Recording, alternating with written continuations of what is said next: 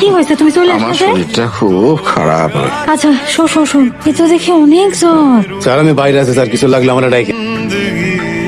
নাপা আছে, ওনার খুব জ্বর আসছে, নাপা নাই ঘরে। একটু দাঁড়ান, এই নিন। কাল সকাল 6টার মধ্যে আমি ঢাকা চলে যেতে চাই, আমার ব্যাগটা গুছাই দিও, ঠিক আছে?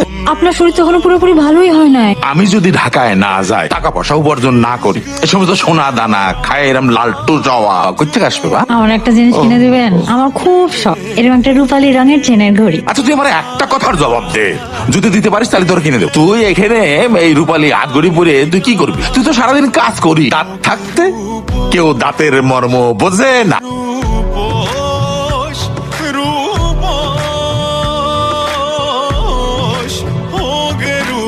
জবা, কি হচ্ছে আপনার? জবা, আমার অনেক জ্বর।